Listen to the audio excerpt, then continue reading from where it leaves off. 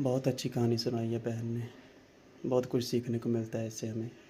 मेरी शादी को अभी 1 महीना ही हुआ था जब मैं अपने मायके लौटी। माँ के सामने बैठते ही मेरे आंखों से आंसू बहने लगे। मैं भर्राई आवाज में बोली, माँ, आपने मुझे किस घर भेज दिया है? वहां मेरी कोई अहमियत नहीं है। दिन भर रसोई में खटती रहती हूँ जैसे कोई नौकरानी हो। कभी सास ससुर के लिए रोटियां बनानी होती हैं तो कभी देवरों के लिए।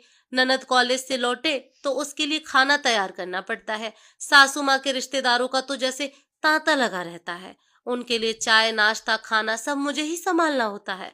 गंदे कपड़े हर दिन ढेर के ढेर जमा हो जाते हैं। मुझे तो सांस लेने की भी फुर्सत नहीं मिलती। और माँ, जब नारायण ने अपनी पूरी तनख्वाह सासू माँ के हाथ में रख दी और मुझसे कहा कि जो चाहिए पर्ची पर लिख देना, तब मुझे बहुत बुरा लगा। बेटी की बातें सुनकर माँ थोड़ी देर चुप रही, फिर बहुत शांत स्वर में बोली, बेटा, मैं तुम्हें 2 रास्ते दिखा सकती हूँ। एक तो यह है कि तुम अपने उसी घर में रहो और उसे अपना मानकर सबकी सेवा करो, क्योंकि वह अब तुम्हारा भी घर है। दूसरा रास्ता यह है कि तुम अब अपने पति को लेकर अलग रहो। जहाँ ना तुम्हें किसी की सेवा करनी होगी ना कोई रोक टोक होगी। सारी तनख्वाह तुम्हारे पास होगी। लेकिन याद रखना, आज जो तुम महसूस कर रही हो, कल को तुम्हारी बहू भी वैसा ही महसूस कर सकती है।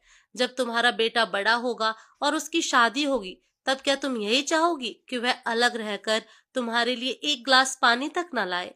क्या तुम नहीं चाहोगी कि वह तुम्हारे पास रहे, तुम्हारे नाती पोते तुम्हारे आसपास हो? माँ ने आगे कहा, बेटा, जिन कामों को तुम बोझ समझ रही हो वे जिम्मेदारी और रिश्तों की असली खूबसूरती हैं। एक गृहिणी वही होती है जो बिना शिकायत के हर काम को सरलता से निभा लेती है। सास जो कुछ भी करवा रही है, वह तुम्हें जीवन के बड़े पाठ सिखाने की कोशिश कर रही है। यही परंपरा हर सास निभाती आई है, ताकि उसकी बहू आने वाले समय में मजबूत और समझदार बन सके। बुजुर्ग हमेशा नहीं रहते, लेकिन वे चाहते हैं कि उनके पीछे एक ऐसा परिवार हो जो रिश्तों को समझे और निभाए।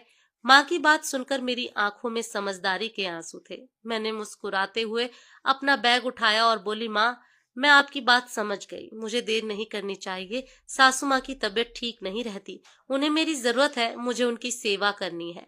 माँ ने बेटी को गले लगाया और उसकी समझदारी पर गर्व महसूस करते हुए उसे विदा किया। मैं लौटते समय पहले से कहीं ज्यादा सशक्त और सकारात्मक थी, एक नई शुरुआत के लिए तैयार थी।